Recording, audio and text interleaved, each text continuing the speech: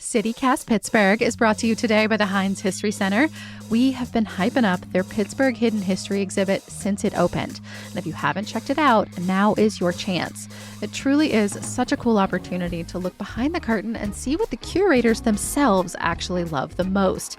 Teeny tiny toy collections, spooky stuff, a huge riverboat wheel, even a bunch of shivs. The whole exhibit has gotten such rave reviews that they're keeping it going way longer than they initially planned.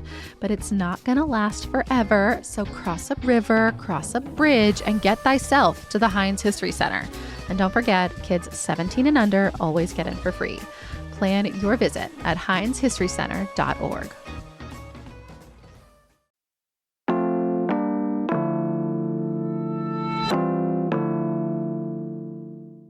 Today on CityCast Pittsburgh, our hills look really different in the winter. Sure, there is snow instead of green, but once the leaves fall, you can also see what's hidden by the trees.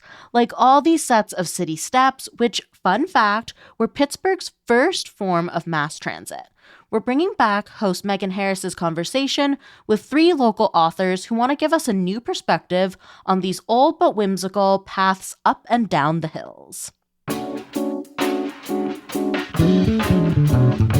It's Wednesday, December 17th. I'm Sophia Lowe, and here's what Pittsburgh's talking about.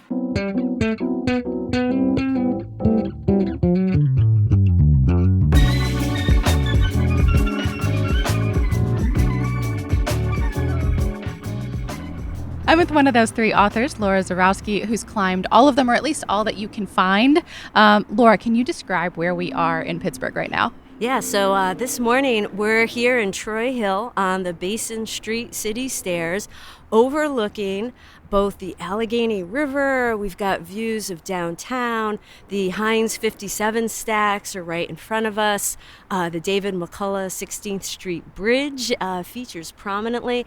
And across the way, you can see the beautiful green hillside of the lower hill.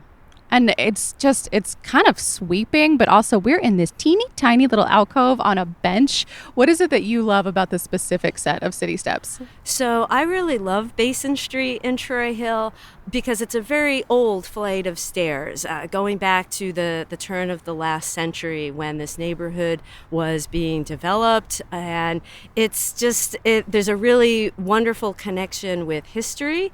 And today it has such an incredible view of downtown. And when you see the downtown area, we're able to see all of the different layers of history, you know, the modern day skyscrapers that are being built, but also you can see what were the skyscrapers of 100 years ago, you know, the buildings that were 10 or 12 stories tall that, you know, made national headline news when they were engineered and constructed. So it's just a really lovely, quiet spot to, I don't know, just kind of meditate on the city. I love it here. Yeah, and kind of tucked between a bunch of backyards too, which is kind of fun. You do really get a sense of the age of the space. Yes, it's still a very residential neighborhood here. Yeah, and I don't want to leave anyone out. We are rolling extremely deep today. Producers Sophia and Mallory are here with us. Hey, Pittsburgh editor Francesca, along with your co-authors, Matthew Jacob. Hello. And Charles Suckup. Hey. Hello. I know y'all have this book. It's so great. I've got it here in my backpack. City Steps of Pittsburgh, A History and Guide. It is exactly what it sounds like, part history, part field guide. And in the beginning, y'all talk a lot about the very unique circumstances that brought the 3 of y'all together to write it. Laura, take us back to the Instagram space and your handle, Missteps. Yes.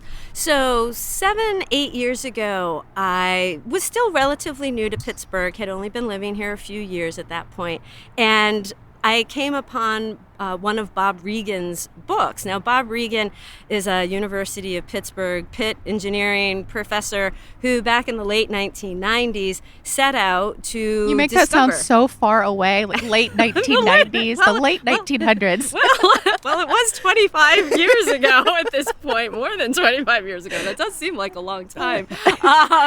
And so Bob had written two books in the very early 2000s, and I found one of them at a local store and thought to myself, I wanted to get to know Pittsburgh more. I wanted to walk around more, and I had started to notice the city steps and was very curious and kind of fascinated to realize that there were hundreds of them. He'd made such a huge strides in that. I think, if I'm getting it right, he mapped 739 sets in 66 neighborhoods. So Yes. like 2/3 of the city. That's pretty solid. And Bob did all of that at a time before we had all of the technology that we have today. So there were no online maps of where the city steps were.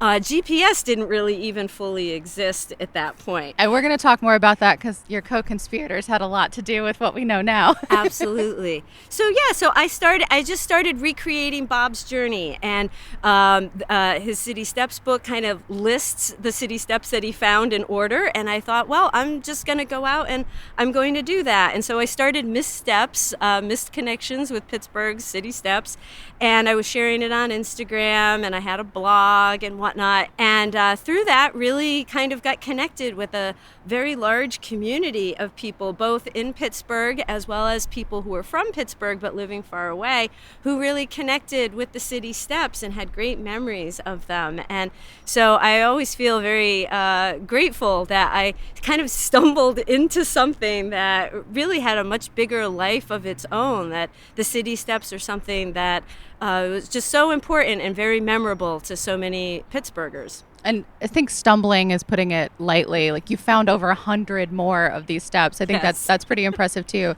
Matthew, you were working for the city's Department of Public Works, as I understand it, creating our first ever digital database for infrastructure.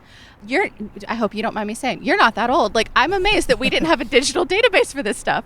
Yeah, so when I came to the city, we did not have maps of many of our pieces of infrastructure. So we didn't have we had Bob's maps of the steps, but they hadn't been updated. But that's since like he a had private made them. citizen. That is not Yeah, the city. mhm. Yeah, and so we didn't have maps of our bridges, we didn't have maps of our buildings, we didn't have maps of our retaining walls, of many other things. So very limited. And we were kind of implementing a system where we could track everything in one place. So that's what I was working on, and that's how I got into the city steps. Because when I inherited Bob's mapping of it, I started looking on like Google Street View and stuff and realized a lot of these aren't here anymore. And so maybe before I put this system in place, we should kind of validate if they are around still. And so in my time working at the city, I went to all of the city steps in Bob's list and also additionally mapped additional city steps that were not in Bob's list. So Yeah. So, I mean, well, as the arbiter of this stuff, at least back in 2017 and beyond, like, what is our number? Do we know a city steps number? so that number changes depending on who you talk I to. know. And so part of the reason is that, not to get too technical or boring, but, when Bob mapped them, for instance, Oakley Street in the South Side Slopes would have been mapped as one set of steps. But when you go there, there's like 6 different flights that are broken up by blocks, by streets. And so that was kind of inconsistently categorized when you came across that. And so we decided at that point to break that up into 6 different sets of steps rather than one really long set of steps. So that You're reminding increased me the number. Yeah, of like when we were checking out like the National Register for bridges, like I didn't realize like an off ramp is its own Yeah, bridge, exactly. separate from So what that- we consider and the that leads structure of the to- bridge. Right. And so that leads to debate about how many bridges does Pittsburgh have? Like, is a highway overpass a bridge? Some would say yes, some would say no. So, and then in addition to that, I mapped some of the steps that were in our parks. But, like, are those city steps? Do they have the same feel as city steps? Not exactly, but they're on the list because they're steps the city maintains. So. Yeah, so if it's concrete with or without a railing going up a mediocre or larger hill, it counts. Is that kind of it? There's wooden steps all over the city. There's That's true. steps made out of brick. I don't want to There's diminish steps made out the wooden of steps. railroad ties and asphalt. So there's a lot of material that's used to make city steps as well. It's so funny. I mean, it's funny to hear the city be like, yeah, sort of vibes. Yeah. Charles, I know you were working in the then newly established city archives trying to process 200 years worth of municipal records. Once again, utterly shocked that this is a thing we had not started doing. Like if Matthew's job at the time sounds hard, I think yours sounds sort of Sisyphean. Yeah, it is really incredible that the city went 200 years without a city archive. But what's more incredible is that we have material to archive, that not all the documents were flooded in basements. Or burned or any other, Burned, like lost, were just thrown stolen, away because nobody exactly. paid attention. Yeah. Yeah. Well, let's go back to the beginning. Why does Pittsburgh have so many steps? It was the first mass transportation system. So Charles's work in the archive was really instrumental in that it helped us to determine that the first city steps, when the city started getting into the business of building city steps, it was in the 1870s. And the very first flight connected what is considered now like uptown Soho area down to the river, which today there's a lot of highways and parking lots and a But you trail can still there. kind of see some remnants of it when you drive by on the Parkway. Yes.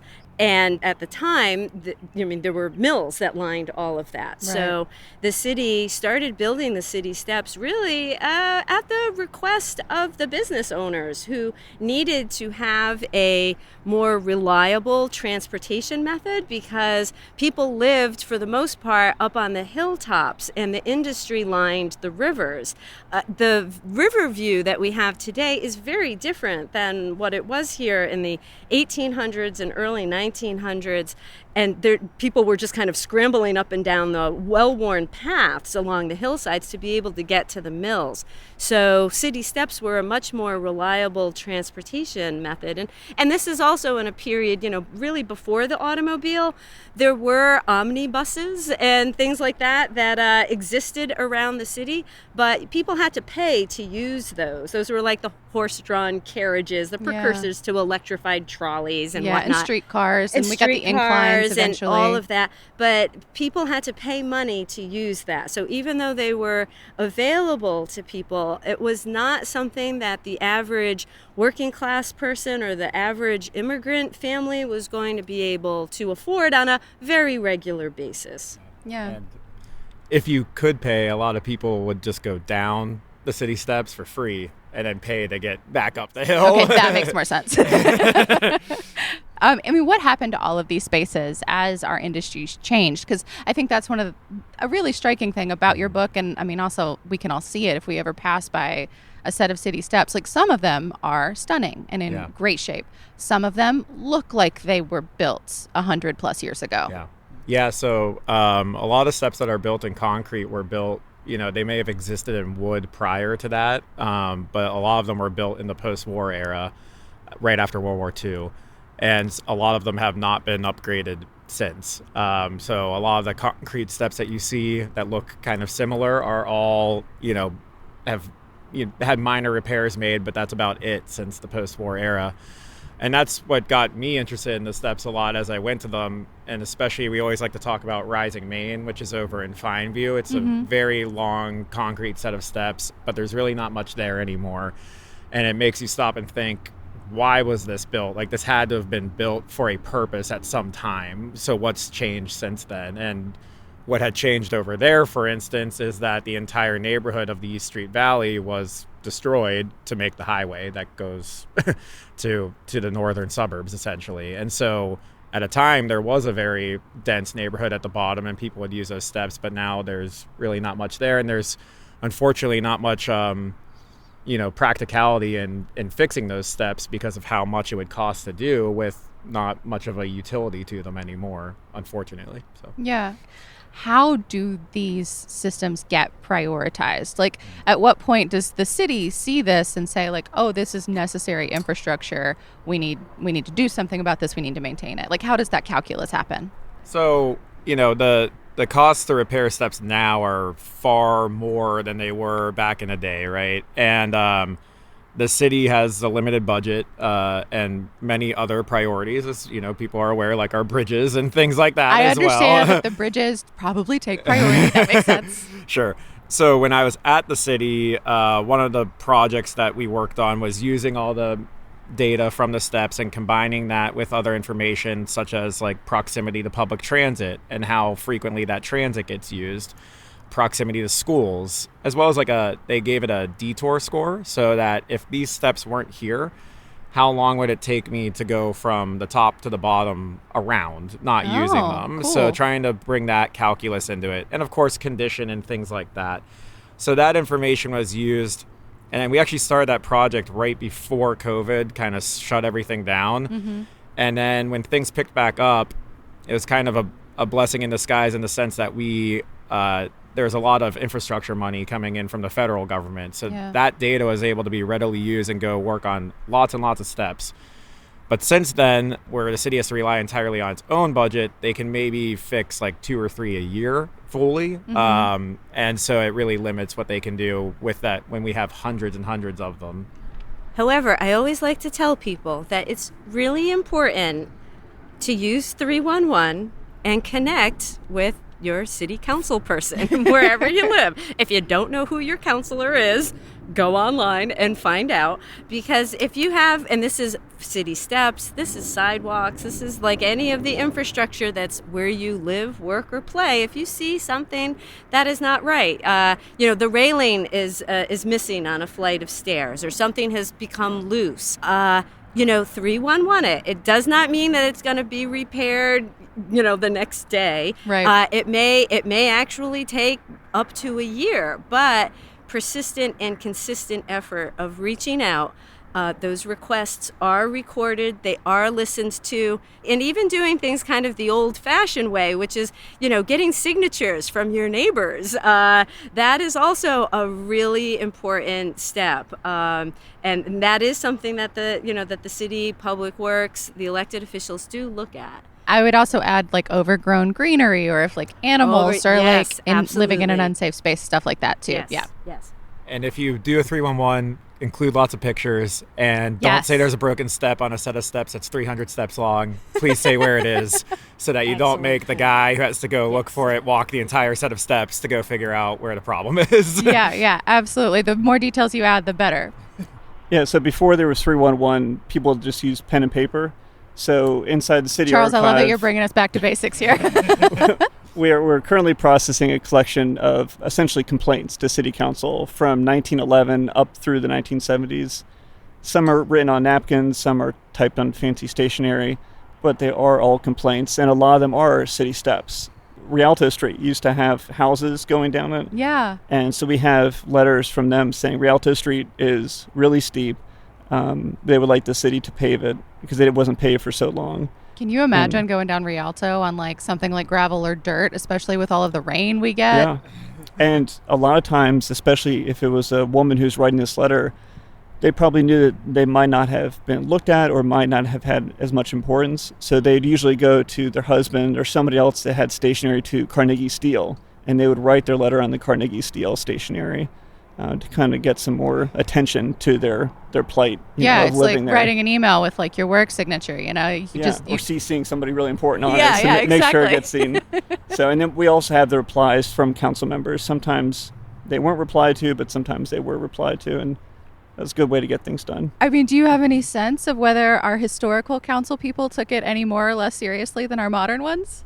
Probably more, because they were more used, and in the book we mentioned that during one mayoral campaign, they were a topic of the campaign. There was the competitor to David Lawrence, Waddell. he would go out the steps and do photo ops of how terrible condition they were and things like that. And so it's hard to imagine today a mayoral campaign going out the city steps to point out problems with the city, but I would it argue was that a is big topic. very adjacent to what we recently witnessed in our most recent mayoral campaign. Infrastructure is still a topic, but it's yeah. not city steps, it's other things. So yeah. Fair enough.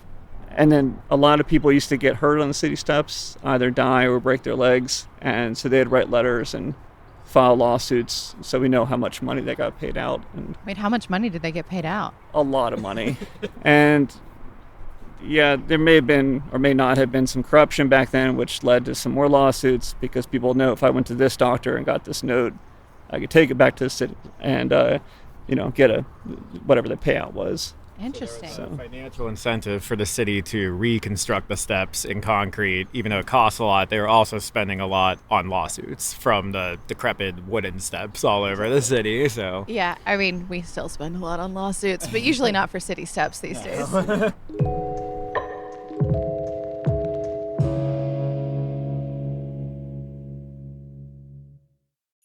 CityCast Pittsburgh is brought to you today by Aura Frames. If you are still looking for a great holiday gift, but you're, say, lacking inspiration, first of all, that is not on us. We are full of great ideas.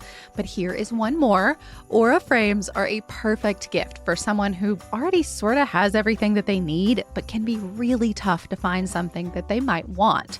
No lie, I was a teeny bit skeptical of digital photo frames at first. My mom's had one for going on 20 years, and it's been great, but it's static. It was a whole thing for my dad to take out its little SD card and update it with new photos every so often. By the way, none of which the rest of us got to see in advance or pre-approve before suddenly here they are, rotating over the breakfast table. Aura Frames has solved for that.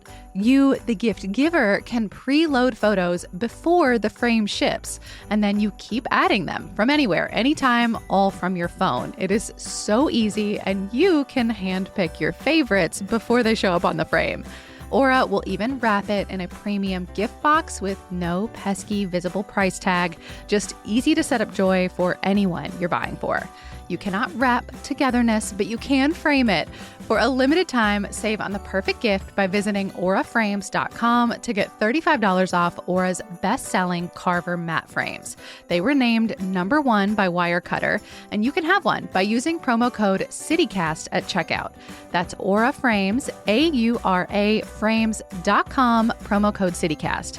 This deal is exclusive to our listeners, and the frames do sell out fast, so order yours now to get it in time for the holidays. Support the show by mentioning us at checkout. Terms and conditions apply. You three, and of course, Bob Regan before you, are probably to credit for helping get these so recognized for the incredible public asset that they are. I would love for y'all to tell me about a few of your favorites. My favorite, which has already been mentioned by Laura, are the steps that go from 2nd Avenue to the Bluff. While those are not the original, steps from the 1870s, of course, it is the original hillside that those steps traversed. And as Laura mentioned, there were mills at the bottom, kind of where the county jail is now. That was a neighborhood.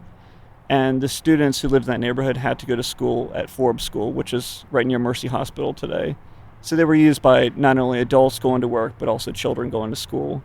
So I find that those steps really interesting. And they're just very precarious. If you've ever walked down them, you have to cross over Boulevard of the Allies, walk straight down between an interstate highway and a cliff, and come right down at the Armstrong Tunnel. So you started us off really strong with something extremely dicey.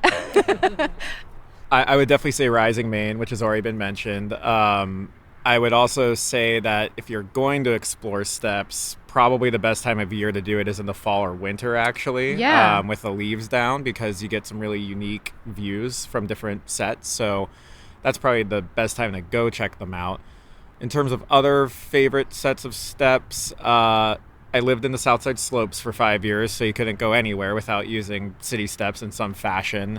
You shouldn't. They're very efficient over there. Yeah. So St. Michael Street has some very unique views, and there's a lot of cats that hang out on those steps, so that's fun. And then I grew up in Point Breeze, and we thought when we were kids that we knew like a secret shortcut, but those were just city steps. So those ones I like because we thought it was like a cool secret, but I mean, for a lot of people, I would argue it still is kind of a cool secret. Laura, what about you?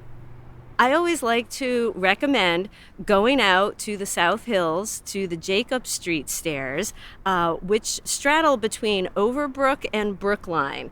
It is the longest flight of city steps that you can really complete from top to bottom. That still exists, That still exists. But my real favorite part about all of this is that it does also run alongside the freight rail line, which I love. I know freight trains are very controversial, but they are such an important part of Pittsburgh's history and its growth and development, and it is still an active line. So for anyone that just likes to watch the trains go by, please be very careful, but you can, go near that area and see that. And once again, it's just a part of being in a place where history has been in continuous operation and being built for such a long period of time. And so I really like Jacob Street and that whole area. Yeah, and I also want to shout out the field guide portion of your book is just very fun. Like you've got lists of like the longest flights of stairs, the steepest streets in Pittsburgh. Do y'all ever find new ones? Do you ever think you found a new one, like furiously text each other and be like, wait, did we know about this one? Was this one on the list? So this is probably, maybe like 3 years ago, someone had messaged me about several flights of stairs that existed off of Gotham Street, which is in the Crawford Roberts section of the Hill District. And it's an area that once was extremely densely populated and is now, there is still residents that are there, but a lot of it is hillside that's overgrown. And it had shown me like some photos of these, very post-apocalyptic, photos of, crumbling stairs surrounded by greenery. And I went out and I explored, because that's what I like to do, and was like, oh wow, this is interesting. And then started looking at the historical maps and things like Historic Pittsburgh, which has all the different photos, talking to people like Charles, and realized, there had been back in the 40s and 50s, one of the largest public housing developments was constructed in this area at that time. And all of that infrastructure was created to support the housing, which no longer, a certain portion of that housing still exists, but not to the extent that had originally been constructed. And that hillside, still has, that concrete and steel lasts a long time, and it's still there. So it's fascinating, because Pittsburgh is so depopulated. All of this infrastructure was built for 700,000 people, particularly, as Matt mentioned earlier, in the post-World War II era, when so much of this construction was being concretized, literally. And now we have not quite 300,000 people. So we have just over 300,000 people. Okay, all right, a little over 3, give or take.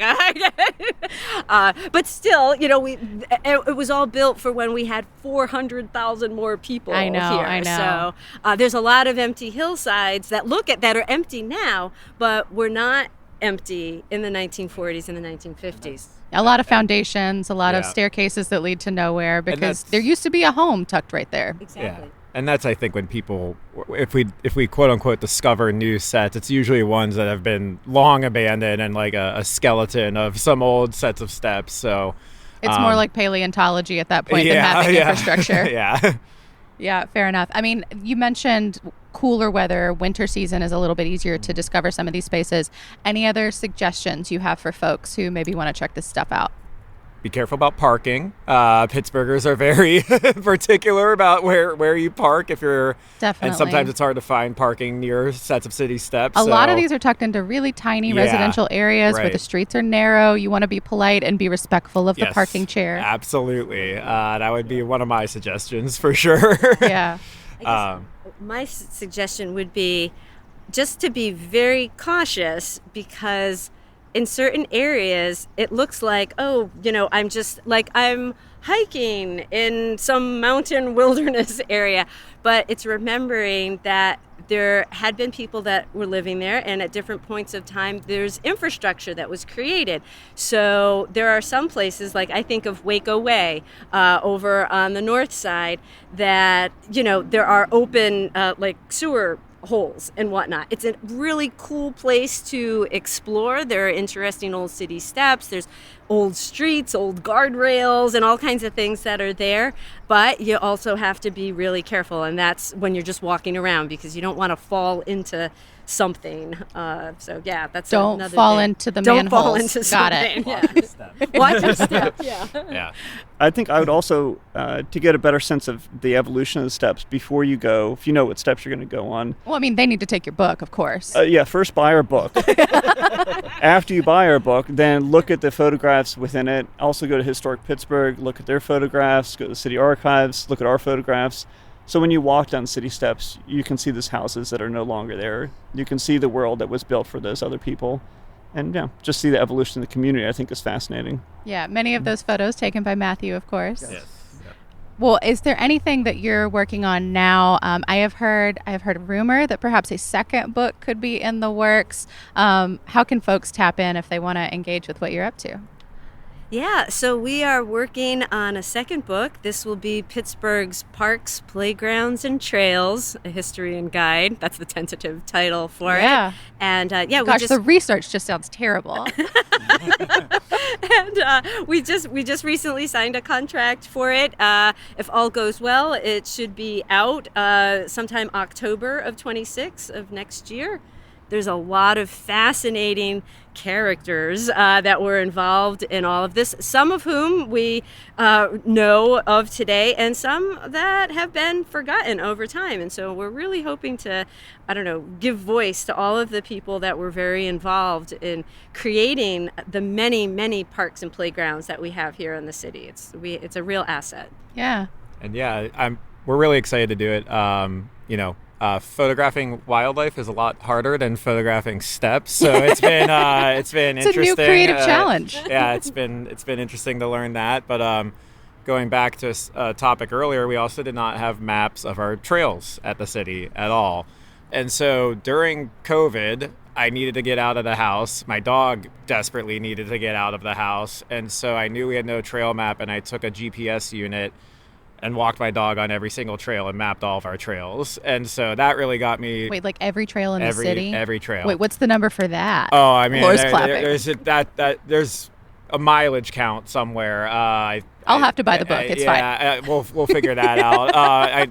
There's a total mileage, including river trails and things like that. But so did all that, got more in touch with parks I'd never explored, and really came to enjoy a lot of the parks, and am really excited to share that and get people out into the parks. Yeah. Charles, I will close with you. Is there anything that y'all have learned from your research that just blew you away? Give us a tease of the book that's coming. Yeah, there's two great ones about Shenley. One was obviously people were eyeing the Shenley property in Oakland for housing development for obvious reasons. Yeah. Shenley Park, beautiful resource, but I can imagine it was coveted land in its day. It would have been a great neighborhood. But the developer, as the story goes, was in a race with Bigelow. And they crossed the ocean since Shenley was living in England at the time. And Bigelow, got to Shenley, a mere hours or days before this developer did, and would convince, Mary Shenley to turn over the property, as opposed to the developer hypothetically would have gotten there before, and that would have become a new neighborhood. So it's just incredible how close we were to not having Shenley Park. And then people used to have races in Shenley Park on the Shenley Oval. They used to have foot races and motorcycle races, and they used to even race motorcycles and bicycles against airplanes that would fly above them. So that one feels hard to judge. Yeah. So that was another thing. Just very interesting kind of random stories that have kind of been lost to time. We have one other fun one. We talked to Tom Murphy, the previous mayor. Yeah. And when he was making the river trails, he had to fight a lot of fights to have continuous trails along the river with different property owners.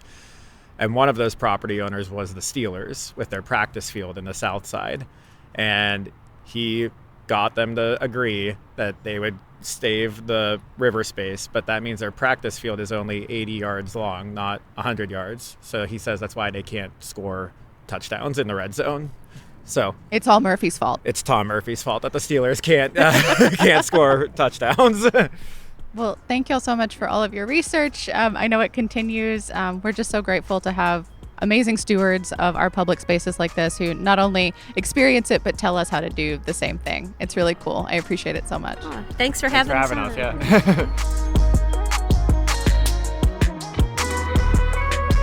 That's all for today here on CityCast Pittsburgh.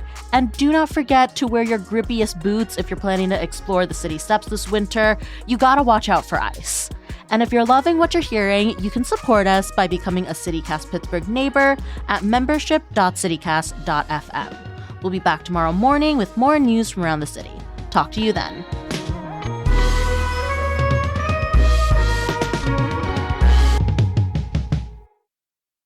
We were the #1 Pittsburgh book on Amazon for a while, and the #2 mass transportation book, right behind the CDL certification. So we were right there.